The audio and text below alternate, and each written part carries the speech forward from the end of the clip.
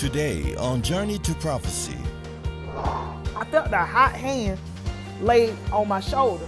And when the hand laid there, something went through the back of my back. I felt it penetrate through my body. It did not hurt. But when it went in the inside of me, it turned something. I could feel like something flipped over in the inside. And when it happened, I had those grits in my mouth. I spit grits everywhere.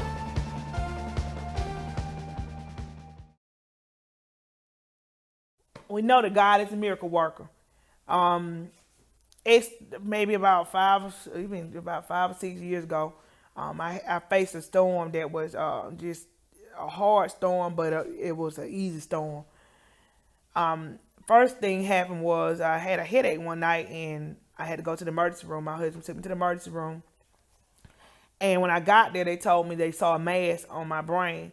And I needed to go to the doctor that Monday morning and make sure that I get everything taken care of. They know what's a tumor or cancers or what it was. And that was like somebody might keep me in my stomach or something. It just like took the breath out of me. It was a hard time. I had to wait 2 weeks before I went to this specialist I'm waiting on because they had such a long intel of people that they were seeing.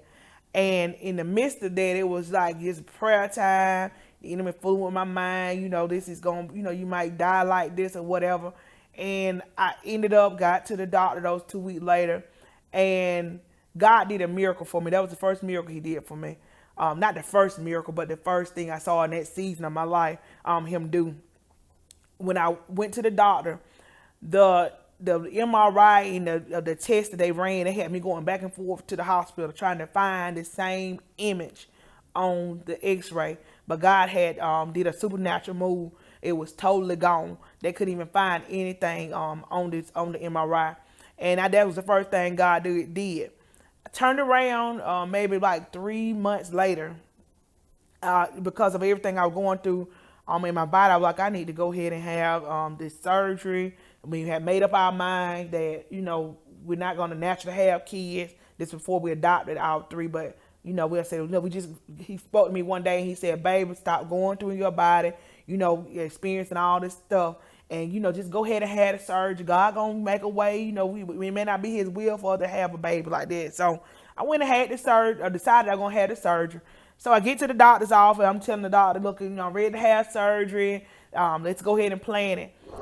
I get into the doctor's office. He get me on the table while we're doing the procedure for him to do like a little a biopsy thing, send it all before he do the surgery. He was like, do not move. You feel me? You're about to be in extreme pain. This is in the doctor's office, not the hospital.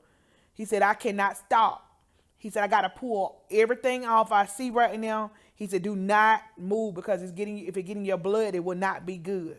So I'm like in excruciating pain, wide awake. And I had a medical procedure done while I was awake, where they usually put people to sleep with because when he got ready to start the biopsy, he had to finish it. When I got off the table, he told me, he said, what I saw is most likely cancerous. And he said, it's bad. He said, I'm just going to be honest with you. It looks bad. And he said, when I usually see that gritty substance like that, he said, that's what it is. He said, so I'm going to send this off. You're going to have to wait another 2 weeks and it'll be back. So I'm sitting there waiting for these 2 weeks, and he gave me some medication, told me to take this medication. I got up in the middle of the night and I was feeling bad one night, and I was like, what? And I feel real weird. So I said, maybe this is medicine I'm taking. So I Googled the medicine. He was treating me for the last stage of cancer. Meaning he had already wrote me off that I was in the last stage of cancer. He was just waiting on the medical report to confirm it. So I'm like, this on like a Saturday, and I'm reading all this stuff, and it's 1 o'clock in the morning. So you imagine what I'm going through the whole weekend. Like, what in the world? I couldn't call to the doctor's office because they didn't open back up till Monday. So I'm just waiting on the doctor's office to reopen Monday morning. He encouraging me, saying, baby, God. And I'm hearing what he's saying, but at the same time, I'm like, Lord. And I remember before I called that Monday morning, and she was like, yeah, he being very aggressive in this, and he didn't want to wait those 2 weeks. He wants you to go ahead and get that medication started just in case that this is what it is. I'm like, and I got the phone. I'm like, he already done, this is what he thinking it is. So I remember sitting there, and I got in the car, and I was sitting there, and God began to just I was listening to my worship music, trying to get my mind renewed, trying to get in a better place and mentally. And I was like, Lord, why I keep going on? I just went through there and God reminded me of the situation with the tumor. I said, okay, Lord. I said, I'm going to trust you. I'm going to trust you. And I remember saying, I started worshiping, I started singing. And all of a sudden out my mouth, I said, Lord, whatever your will is, even if it's death, I trust you. The enemy can't keep playing with my mind. This is a trick. And I started just singing this out loud. I will not get tied up in this moment. No matter what it is, I'm going to trust you. And got back to the doctor. I remember walking through the door and he was like, man, he was laughing. I was like, what the report say? He said, I don't know. I'm going to be honest with you. What I pulled off of you looked to me to be cancerous. He said, I've done this a lot. He said, but what the report says is that it's nothing. He said, but because I saw something, I got to put a name on it. So he named it something, but the report said it was nothing. So I turned around. I said, Lord, you did it again. Okay. And he's like, well, I'm going to do the surgery. Yeah, I said, okay, I'm ready for the surgery. Lord, you did it again. In the midst of that, I started, one day I was like bleeding very bad one Sunday morning. And I got up and he had said, don't do nothing. Just sit down and just keep, you're going to have the surgery soon. He said, just go ahead and just chill out. He fit breakfast. And I went to the kitchen table and our oldest daughter was sitting at the table at that time. And so I'm sitting there. He put my plate down in front of me and I went to pick up some grits. I felt a hot hand laid on my shoulder. And when the hand laid there, something went through the back of my back. I felt it penetrate through my body. It did not hurt. But when it went in the inside of me, it turned something. I could feel like something flipped over in the inside. And when it happened, I had those grits in my mouth. I spit grits everywhere. And I just was hollering that I'm finna go in. Woo!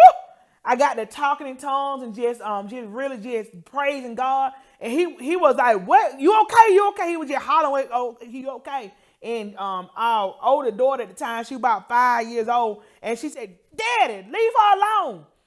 God all over her. That's what she said at age 5. I could hear them talking, and I was trying to respond. Something's on me. Something's touching my arm. And then it wasn't scary. It was like a presence that brought so much peace. And even in the midst of what I felt flip, I got up, went to the bathroom. My bleeding had stopped. It had totally stopped. I told him what had happened. Ended up, God had to confirm because I had to end up going to the emergency room later on that day.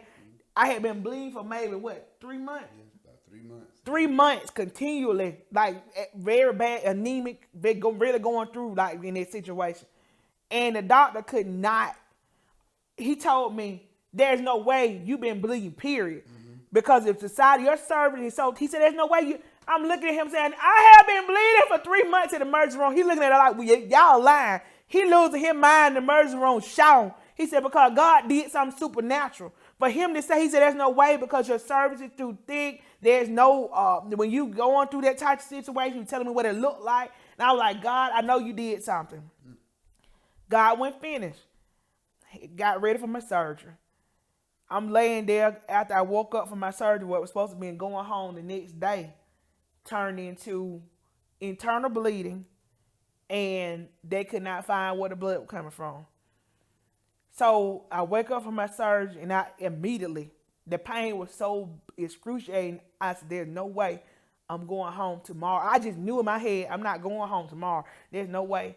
And he come back in the room. I never could say nothing because I was hurting so bad. They had my morphine and trying to keep me kind of sedated. And he came back in the room and said that the second day, he was like, you're not going to be able to go home. You got bleeding going on somewhere, and we can't find out where it's coming from. Mm-hmm. He said, we're going to have to go back in the morning and have surgery. I not being able to talk, I said, either God going to change that report, or I'm not having surgery. I told him he would not be able to cut me anymore. And when I told him that, I said in total faith, I was not playing. He came back the next morning. God did a supernatural thing once again through the night.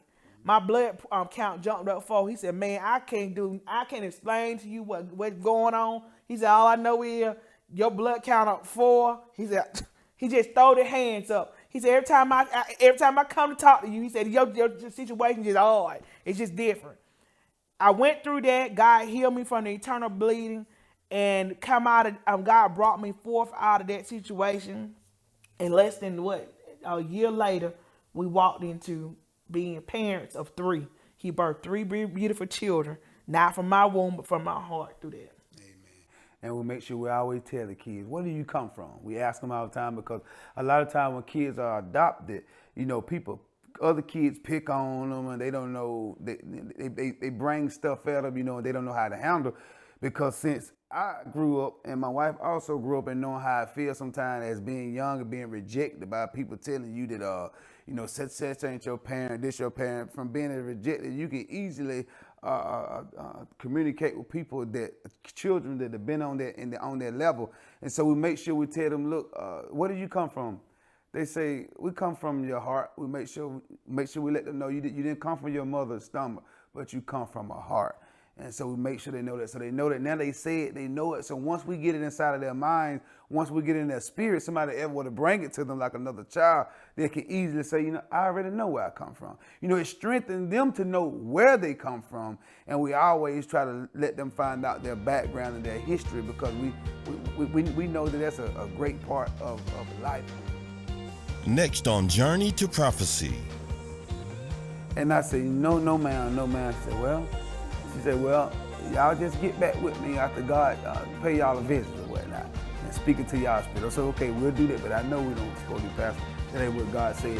But how long that was what God said. Our visit was that year later, after the word was spoke. See, people hear the prophecy, and they close deaf ears to it. That's what we did. We closed deaf ears to what God had spoke through his vessel. Yeah. And so what my storm was all the sickness that I just talked about. So God took me through. Click the link below and subscribe to our YouTube channel.